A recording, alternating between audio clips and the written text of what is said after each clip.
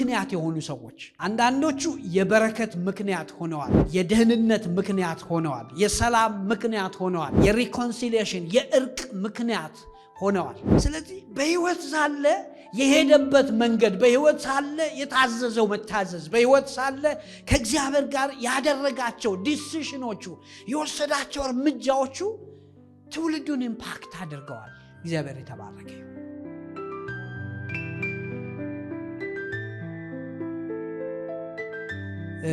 ከአንድ ስፍራ የእግዚአብሔርን ቃል ላንብብና ከዛ ሐሳብ ላይ በመነሳት ባጭሩ የእግዚአብሔርን ቃል አብረን እንመለከታለን። የሮሜ መጽሐፍ ምዕራፍ 5 ላይ ቁጥር 12 ጀምሮ የእግዚአብሔር ቃል እንደዚህ ይነበባል፣ ይናገራል። ቁጥር 12 ላይ ስለዚህ ይላል ኃጢአት በአንድ ሰው በኩል ወደ ዓለም እንደገባ ሁሉ ሞትም በኃጢአት በኩል ገብቷል። በዚሁ መንገድ ሞት ወደ ሰዎች ሁሉ መጣ፣ ምክንያቱም ሁሉም ኃጢአትን ሰርተዋል ይላል። ምን ይላል መጽሐፍ ቅዱስ?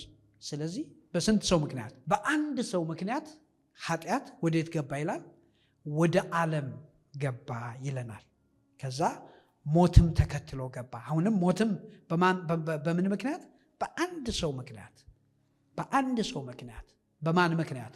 በአዳም ምክንያት አይደል? በሱ በኩል አድርጎ ኃጢአት ወደ ዓለም ገባ፣ ሞት ደግሞ ወደ ዓለም ገባ ይለናል መጽሐፍ ቅዱስ። ከዛ ዝቅ ብላችሁ 15 ላይ ደግሞ ቁጥር 15 ላይ ሄዳችሁ ስታነቡ ነገር ግን ስጦታው እንደ ሁሉ መጠን አይደለም።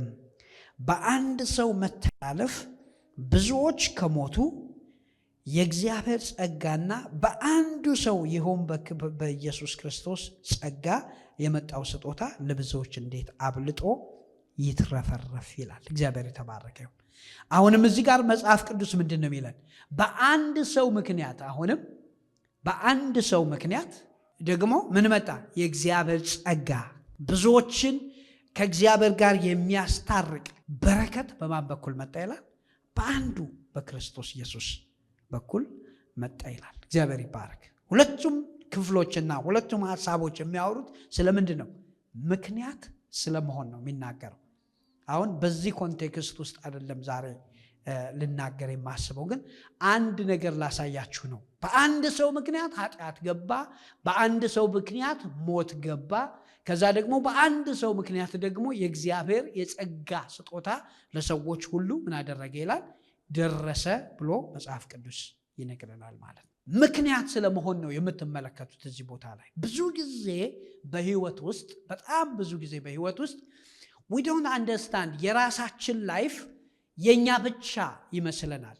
የኛ አክሽን፣ የኛ የምናደርጋቸው ነገሮች፣ የምንኖራቸው የህይወታችን ዘይቤ፣ የምናደርጋቸው እንቅስቃሴዎች፣ የምንናገራቸው ወርዶች ብዙ ጊዜ በብዙዎች ላይና በሌሎች ላይ ኢንፍሉዌንስ ያላቸው አይመስለንም። ብዙ ጊዜ አናወርነን ለእንደነዚህ አይነት ነገሮች እና አናስባቸውም የሚያመጡትን ኢምፓክት። እግዚአብሔር ግን እኔና እናንተን ሲፈጥረን አይዘር በፖዚቲቭ ኦር በኔጌቲቭ በሰዎች ላይ በሌሎች ላይ ተጽዕኖን የምንፈጥር ሰዎች አድርጎ ነው የፈጠረን። ስለዚህ ህይወታችን፣ የምንኖረው ኑሮ፣ የምንኖረው ህይወት፣ የምንናገረው ንግግር፣ የህይወታችን እንቅስቃሴ ወደድንም ጠላንም ኔጌቲቭሊ ወይም ፖዚቲቭሊ ሰዎችን፣ ጄኔሬሽኖችን አፌክት ያደርጋል። ስለዚህ ዛሬ ከእግዚአብሔር ቃል የምንመለከተው በዛ አቅጣጫ ላይ ነው። እግዚአብሔር የተባረከ ይሁን። አሜን። የምን ምክንያት ነህ በሚል ርዕስ ነው የምንመለከተው። የምን ምክንያት ነህ? እግዚአብሔር የተባረከ ይሁን። መጽሐፍ ቅዱስ ላይ በጣም ብዙ ታሪኮች አሉ የምናነሳቸው። ለዛሬ ግን 4 ሰዎችን ብቻ አብረን እናነሳና እንመለከታለን ማለት ነው። ምክንያት የሆኑ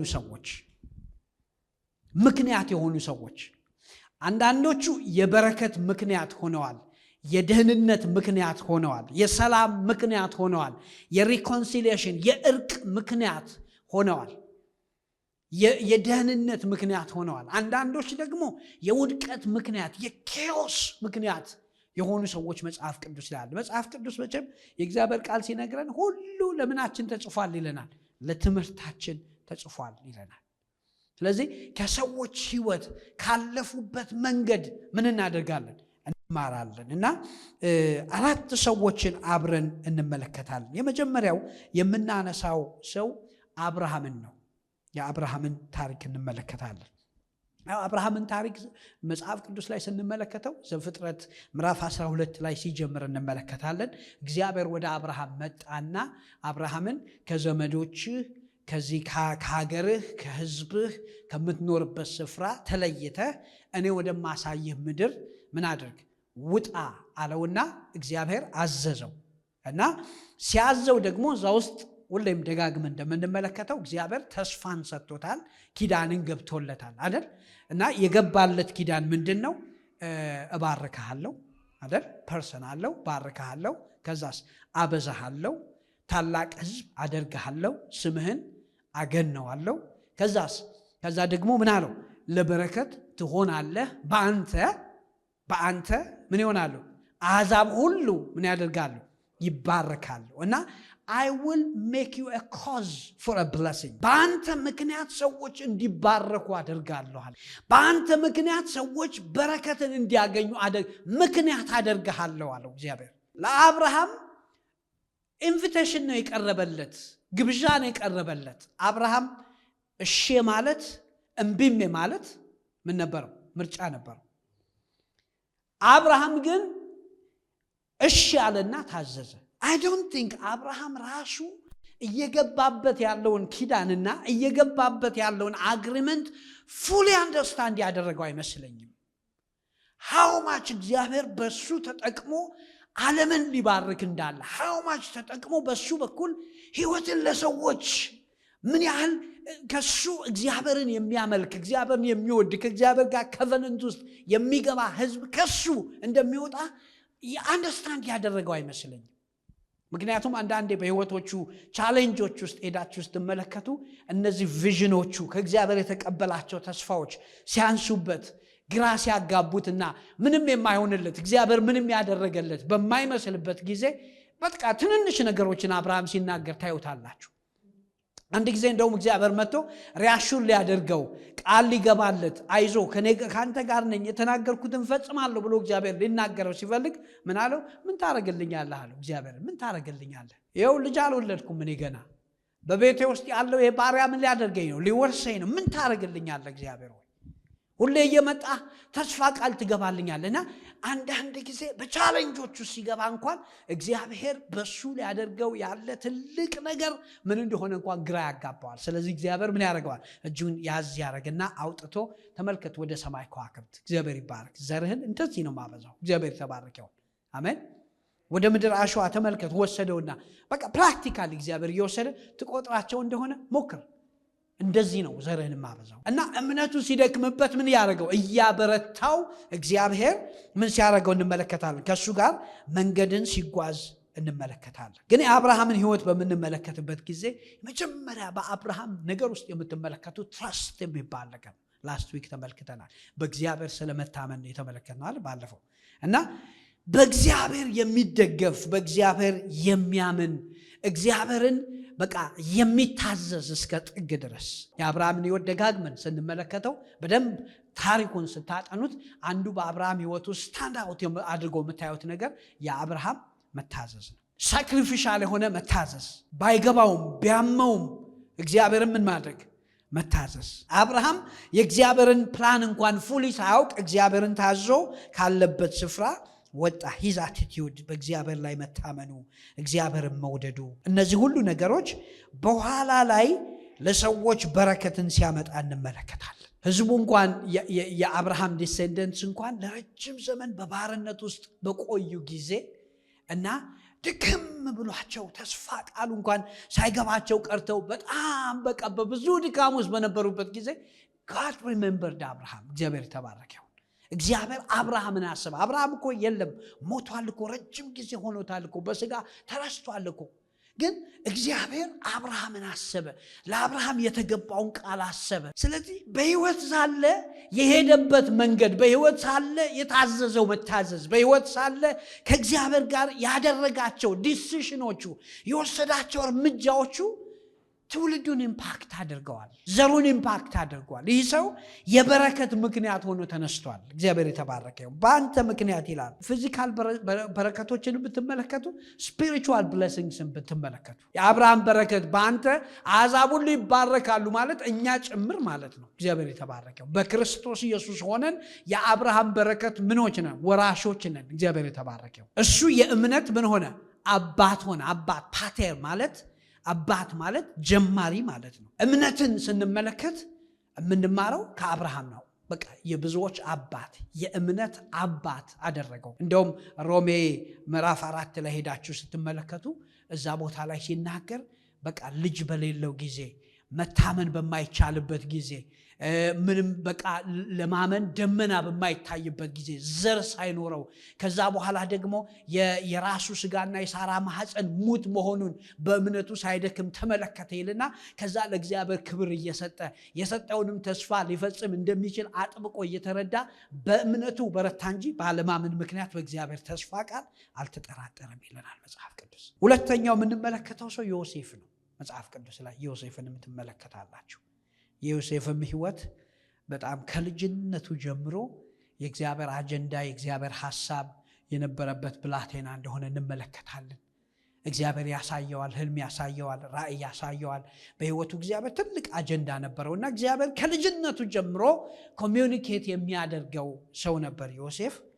ግን እንደ ባለ ራእይ እግዚአብሔር እንደተናገረው ሰው በህይወት እንዲያደርጋለው እንደተባለ አይነት ሰው ህይወቱ ግን ቀላል ሰው አልነበረም። በብዙ ቻሌንጆች ውስጥ ያለፈ፣ በብዙ መገፋቶች ውስጥ ያለፈ፣ ቢትራያልን ከሆነ የቀመሰ ሰው እንደ ዮሴፍ አይነት ቢትራያልን የቀመሰ ሰው የለም። በወንድሞቹ የተከዳ፣ ወንድሞቹ የሸጡት፣ ለአውሬ አሳልፎ የሰጡት፣ ጉድጓድ ውስጥ የጣሉት የሸጡት ሰዎች ናቸው ወንድሞቹ። በዛ ውስጥ አልፎ ከዛ ደግሞ በግብፅም በሄደ ጊዜ ብዙ መከራዎችን አጋጥሞታል አይደል? በጣም ያልሆነውን ስም ተሰጥቶታል አይደል? ይኸው ሊደፍረኝ ሲል ብላኮ ከሳዋለች ሚስትየው አይደል? የጶጢፋራ ሚስት። እና ያልሆነው ስም ተለጥፎለታል። በዛ ምክንያት እስር ቤት ውስጥ ወድቋል እና ተፈትኗል። ቃል እስኪመጣለት ድረስ ፈተነው ይላል መጽሐፍ ቅዱስ። በብዙ ፈተና ውስጥ ነው ያለፈው። በብዙ ሰልፍ ውስጥ ነው ያለፈው ህይወቱ። ግን ከሱ ህይወት አንድ የምንማራው ነገር ምን መሰላችሁ? በጣም ትልቅ ስታንድ አውት የሚያደርግላችሁ ነገር እግዚአብሔርን መፍራቱ። ኮምፕሊት የሆነ ለእግዚአብሔር ካለው ፍቅር የተነሳ እግዚአብሔርን የሚፈራ ሰው ነበር። ዮሴፍ ሲኖር ሰዎች አዩኝ አላዩኝ ብሎ አይደለም የሚኖረው እግዚአብሔር ያየኛል ብሎ ነው። አቤት በህይወት ውስጥ ያንን ብንለማመድ፣ እዛ ጥግ ድረስ ብንሄድ፣ መላለሰው በእግዚአብሔር እይታ ውስጥ ነው የሚል አንደርስታንዲንግ ሁሌ በህይወታችን ቢሆን እግዚአብሔር ከስንት ነገር በጠበቀን። ስናገር እኮ ከከሌና ከከሊት ጋር ብቻ አይደለም የምናገረው። ከማን ፊት ነው የምናገረው? እግዚአብሔር ጋር ነው። ይሄን እኮ ሳደርግ እኮ ብቻዬን አይደለም፣ ወይም ደግሞ ከእንትና ጋር አይደለም። ማን እያየ ነው ማደርገው? እግዚአብሔር እያየ።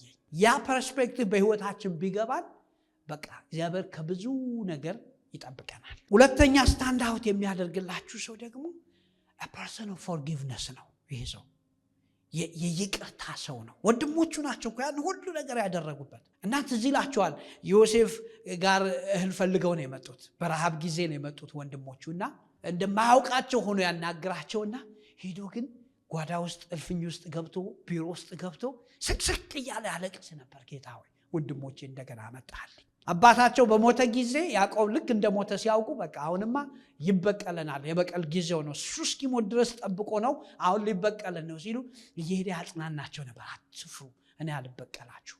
እና ባደረጉበት ክፉ ነገር ፋንታ እስከ ጥግ ድረስ ሄዶ መልካም ነው ያደረገላቸው። ዮሴፍ በህይወት እያለ ዮሴፍን የሚያውቅ ንጉሥ በግብፅ ምድር ውስጥ እያለ እነዚህ ሰዎች እንደ ሮያሊቲ ነበረ በቃ ትሪትድ የተደረጉት። እና ከን ኢማጂን ሁልጊዜ ሳስብ ዮሴፍ if he was reacted በሌላ መንገድ በበቀል ሪአክት አድርጎ ቢሆን የእግዚአብሔር አጀንዳ እሱን እግዚአብሔር ሲያዘጋጀው የነበረ ከልጅነት ጀምሮ ወደ ግብፅ በዛ ሁሉ ፈተናና መከራ እሱን የሰደደበት የእግዚአብሔር ዓላማ ከንቱ ሆኖ ይቀር ነበር። እግዚአብሔር ያንን ህዝብ ስፔር ለማድረግ ለማተረፍ ዮሴፍን ምን አድርጎት ነበር?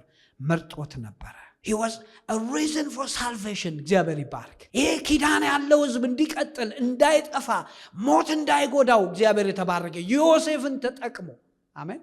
እኔ ባልገቡኝ በህይወቴ ምዕራፎች ውስጥ እግዚአብሔር ገብቶ ከሰራና ለሌሎች ብለሲንግ ምክንያት ካደረገ ይሁን፣ እግዚአብሔር የተባረከ ይሁን። የኔ ዲስፕሌስመንት ልክ እንደ አብርሃም ከሀገሩ ወጥቶ ከምድሩ ወጥቶ በቃ በፎሬን ላንድ ውስጥ እንደ እንግዳ በቃ ያጠፉኝ ይሆን አያጠፉኝ ይሆን ትዝ ይላችኋል። ብዙ እኮ ስጋቶች ነበሩበት ሲኖር እኮ የእምነት አባት ነው ብንለውም እኮ እንደው በቃ ተጋግቶለት። አሁን የእምነት ኮንሰፕቱ ስለተበላሸብን እምነት ስንል ቶሎ ትዝ የሚለን ነገር ምንድን ነው? አልጋ ባልጋ የሆነ ነገር ከሰማይ ላጥ አድርገን የምናመጣ ምናምን ነው እኮ የሚመስለን። እምነት እንደዛ አይደለም። የእምነት ፉል ፒክቸር አንዳንድ ጊዜ በማጣት ውስጥ ነው ያለፉት፣ በመገፋት ውስጥ ነው ያለፉት፣ በፔን ውስጥ ነው ያለፉት። ግን ስቱድ አውት በእግዚአብሔር ተስፋ ቃል ግን ጸኑ። እምነት ማለት እሱ ነው። እና ስጋት ነበርባቸው። አብርሃም አንድ ጊዜ ሚስቱን እህቴ ነች ብሎ ተናግሯል፣ ዋሽቷል። ለምን ሲባል ሰጋ። ስለ አንቺ ብለው ምን ያደርጉኛል ብሎ ይገሉኛል ብሎ አይደል? በዛ ስጋት ውስጥ እንኳን አልፈዋል። ይኸውላችሁ ይሄ ሰውዬ የሞቀ ህይወት የነበረው ሰው ነው። ተረጋግቶ የሚኖር ሰው ነው። ባለጠጋ የነበረ ሰው ነው። ሀብታም የነበረ ሰው ግን ዲስፕሌስድ ሆነ። እግዚአብሔር ያን ተጠቀመና ብዙዎችን ባረከበት። እግዚአብሔር የተባረከ ይሁን። ከሱ ህዝብ አወጣ፣ ለአሕዛብ ብርሃን የሚሆን ህዝብ። እግዚአብሔር የተባረከ ይሁን። ስለዚህ ዮሴፍንም ታሪክ ስትመለከቱ he became a blessing ለሌሎች፣ ያ ትውልድ እንዲተርፍ። ግን አክሽኖችን ተመልከቱ። በኖረበት ዘመን ቴምፕቴሽኑን ሪዚስት አደረገና ኖረ። ለተሾመበትና ለተቀመጠበት ለዛ ሰው ቤት ለጴጥፋራ ቤት ስፔሻሊ ምን ነበር ያለው? እኔ እኮ አላት ከአንቺ በስተቀር ይሄ ሰው አለ ባልሽ ሁሉን ነገር እዚህ ቤት ውስጥ እንዳስተዳደር አሳልፎ ምን አድርጎኛል? ሰጥቶኛል አለ። እና he was faithful። በዛ ፌስፉልነስ ምክንያት ነው እስር ቤት ውስጥ የወደቀው። እስር ቤት ውስጥ ቢሄድ ፌስፉሊ ያገለግል ነበር የሚደረግበትን ነገር እና ፖዚቲቭ አቲቲዩድ ነበረው። የጎዱትን ሰዎች ይቅር የሚል ሰው ነበር። it was hard ለሱ። እኔ በጣም የሱን የዮሴፍን ህይወት ሳጠና በጣም የሚገርመኝ ነገር ልጆች በወለደ ጊዜ የመጀመሪያውን ልጅ ምናሴ ያለው ለምንድን ነው? ምናሴ ሲባል የአባቴን ቤት ስላስረሳኛል። ተመልከቱ፣ ራሱ ስያሜው ራሱ እንትን አለው፣ ፔን አለው። ሂል አደረገኝ፣ ውስጤን ፈወሰልኛል። እግዚአብሔር የተባረከ ይሁን። ያ ባይሆን ኖሮ ዮሴፍ ወንድሞቹን ይቅር አይላቸውም ነበር። ያን ካስረሳው በኋላ ኤፍሬም የሚል ልጅ ደግሞ ወለደና በእንግድነት ሀገር ደግሞ እግዚአብሔር ምን አደረገኛል? አፈራኛል። እግዚአብሔር የተባረከ ይሁን። አንዱ የምታዩት ፕሪንሲፕል የትላንትናውን ስትረሱ ነው ወደ ፍሬ የምትገቡት ነው። እግዚአብሔር የተባረከ ይሁን። መከራን እያሰብን ችግርን እያሰብን የትላንትናን ህይወት እያሰብን የትላንትናን ጉዳት እያሰብን የነገ ፍሬ ላይ መግባት አይቻልም። ስለዚህ ለመፈወስ እሺ ብሎ የተፈወሰ ሰው ነው። አንድ ስፍራ ላይ መጽሐፍ ቅዱስ ላይ ራሔል ይላል ለልጆቿ አለቀሰች፣ መጽናናትን እምቢ አለች ይላል መጽሐፍ ቅዱስ። እምቢ አለች። እግዚአብሔር ሊያጽናናት ቢሞክርም እምቢ አለች። መጽናናት እሺ አላለችም። በቃ እና እሺ ብሎ ነው የተጽናናው። ስለዚህ የሱን ልብ ስትመለከቱ ያንን ነው የምትመለከቱት። ዮሴፍን ስትመለከቱት ሀርት እግዚአብሔርን የሚፈራ በትዕግስት የሚራመድ በፍቅር የሚራመድ። ሁለት ሰዎችን ደግሞ በተቃራኒ ላሳያችሁ መጽሐፍ ቅዱስ ላይ። አካን ይባላል። አካንን የምታስታውሱት ስንት እንደሆናችሁ አላውቅምና ኢያሱ መጽሐፍ ምዕራፍ 7 ቁጥር 21 ላይ ትመለከቱታላችሁ። ይህ አካን የሚባለው ሰው እስራኤላውያን ኢያሪኮን ድል ከነሱ በኋላ እግዚአብሔር በኢያሪኮ ጦርነት ላይ አስቀድሞ ያስጠነቀቃቸው ብዙ ነገሮች ነበሩ። እዛ ስፍራ ላይ ትዋጋላችሁ፣ ስትገቡ ግን ኢያሪኮ ውስጥ ያለ ነገር ሁሉ ለእናንተ እርም ነው አላቸው። አንድ ነገር ከኢያሪኮ እንዳታደርጉ እንዳትነኩ አላቸው። አንድ ነገር በቃ የሚያጓጓኝ ነገር የለም አለ። አሜን። ህዝቤን ምባርከው እኔ ነኝ አለ እግዚአብሔር የተባረከው። ስለዚህ ያገኛችሁትን ነገር ሁሉ ታጠፋላችሁ አላቸው። እርም ነው እንዳትነኩ አላቸው። እግዚአብሔር ትእዛዝ ሰጣቸው። በኋላ ግን በገቡ ጊዜ አካን የሚባለው ሰው የወርቅ ካባ አገኘና ስለ ጓጓ እግዚአብሔር የተናገረውን ቃል እምቢ ብሎ በእግዚአብሔር ትረስት ማድረግ ስላልቻለ፣ እነዚህ ሁሉ የትረስት ኢሹዎች ናቸው። በእግዚአብሔር የሚታመን ሰው አይ እግዚአብሔር ነው የሚያኖረኝ ይላል። እግዚአብሔር የተባረከ ይሁን። በእግዚአብሔር የማይታመን ሰው ግን ቆይ ይህችን የወርቅ ካባ በሸጣት ትንሽ አሴት በህይወቴ ላይ መጨመር እፈልጋለሁ እችላለሁ ብሎ በቃ የእግዚአብሔርን ቃል ባለመታዘዝ ኮስት ያንን ወስዶ ድንኳን ውስጥ ምን አደረገ ይላል? ቆፈረና ቀበረ ይላል። ዘን አልታየም። አሁን ዘን ተደብቋል። ዘን በሱና በቤቱ መካከል ነው ያለው። ማንም ሰው አላየው። እግዚአብሔር ግን አይቶታል። ኢያሪኮን በሚያክል ትልቅ ትልቅ አገር ላይ እግዚአብሔር ድል ሰጥቷቸው እቺ ጋይ የምትባል ሰፈር ነች፣ ከተማ ነች፣ በጣም ትንሽ ከተማ ነች። ጂኦግራፊካሊ ሄዳችሁ ስትመለከቷት በነዛ ህዝቦች ፊት እስራኤላውያን በጦርነት ሸሹ ይላል። ኢያሱ ምን አረገ? ወደቀ በእግዚአብሔር ፊት። ጌታ ሆይ ከኔ ጋር የገባኸው ዲል ይህ አይደለም። ምንድነው ያልከኝ? መጀመሪያ ስታገኘኝ በሄድክበት በምትኖርበት ዘመን ሁሉ ማንም ምን አረገም አይቋቋምህም ነው ያልከኝ። ድል እሰጥሃለሁ በሄድክበት ቦታ ነው ያልከኝ። አንተ ብቻ ወደ ግራም ወደ ቀኝም አትበል። ይሄንን ባሪያዬ ሙሴ ያዘዘህን ቃሉን ትጠብቀው ዘንድ በቀንና በሌሊት አስበው፣ ያን ጊዜ መንገድህ ይቀናልሃል የሚል ቃል የሰጠኸኝ እግዚአብሔር አባቱ።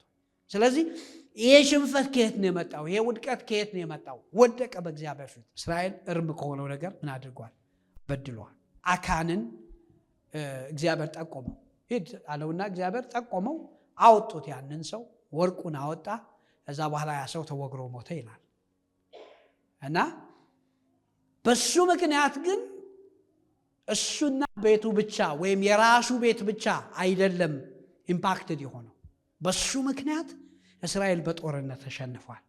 በሱ ምክንያት ብዙ ሰዎች በሰይፍ ወድቀዋል። በሱ ምክንያት የእግዚአብሔር አጀንዳ እየተሰራ የነበረ የእግዚአብሔር ሥራ ተስተጓጉሏል። because of him he was a reason to that።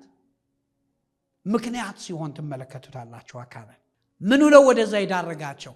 ግሪዲ በቃ መሆኑ፣ በእግዚአብሔር አለመታመኑ። እዚህ አክሽኑ ነው እሱ ያደረገው ህይወት የተራመደበት እርምጃ እና he was greedy በጣም በእግዚአብሔር ከመታመን ይልቅ የእግዚአብሔርን ትእዛዝ ከመከተል ይልቅ ግሪዲ ሆኖ ሲደብቅ ትመለከታላችሁ። ከዛ ደግሞ ሪፔንት አላደረግም፣ ኃጢአቱን አልተናዘዘም። ኃጢአቱ ምን ሲያደርግ ነው የምትመለከቱት? ሲሰውር ሲደብቅ ነው የምትመለከቱት። እና ከዛ የተነሳ እስራኤል ጠቅላላ ሰፈር ሲያደርግ ዲፊትድ ሲሆን፣ ንጹህ የሆኑ ሰዎች ሲሞቱ፣ የእግዚአብሔር ዓላማ የእግዚአብሔር አጀንዳ ሲያዝ ትመለከታላችሁ ማለት ነው። ሌላውን በጣም የምናውቀው የመጨረሻው ሰው በጣም የምናውቀው አንድ ነቢይ አለ አይደል? መጽሐፍ ቅዱስ ላይ አይደል? ዮናስን እንመለከታለን አይደል? ዮናስንም በምንመለከትበት ጊዜ የሽንፈት ምክንያት ነው፣ የውድቀት ምክንያት ነው። የኢኖሰንት ሰዎች ሀብት ንብረታቸው የመውደም ምክንያት ነው አይደል? እግዚአብሔር ተናገረው፣ ሂድ አለው እና ሂድና ለነነዌ ምን አድርግ? ትንቢት ተናገር። ትጠፋለች ያቺ ከተማ። ንስሐ ካልገባች ያቺ ከተማ ምን ትሆናለች? ትጠፋለች። ሂድና ትንቢት ተናገር አለው እግዚአብሔር። እና ሞቲቬሽኖቹ በደንብ አድርጋችሁ ስታጠኑ እምቢ ያለባቸው ምክንያቶች ለእኔ ሁለት ናቸው። አንደኛው ፖለቲካል ሲቹዌሽን ነው። ነነዌና እሱ የተወለደበት እሱ የመጣበት ዘር ጉዳይ ነው። እና አዶን ኬር ሄዳችሁ ልታጠኑት ትችላላችሁ። እና ፖለቲካሊ ሞቲቬትድ ነው። ቢጠፉለት የሚፈልጋቸው ህዝቦች ናቸው። ቢቀጡለት የሚፈልጋቸው ህዝቦች ናቸው። ቤት ውስጥ ቁጭ ብሎ የነዚህንም ኃጢአት እግዚአብሔር ያሳየኛል የሚላቸው አይነት ሰዎች ናቸው። ሁለተኛው የክብር ጉዳይ ነው፣ የራሱ ክብር ጉዳይ። እግዚአብሔርን ምን አለው? እኔ አለው እሺ እሄዳለሁ አለው፣ እናገራለሁ አለው። ከተናገርኩ በኋላ ትንቢቱን ግን እነሱ ወድቀው ንስሐ ቢገቡ አንተ ምን ታረጋቸዋለህ? ትምራቸዋለህ።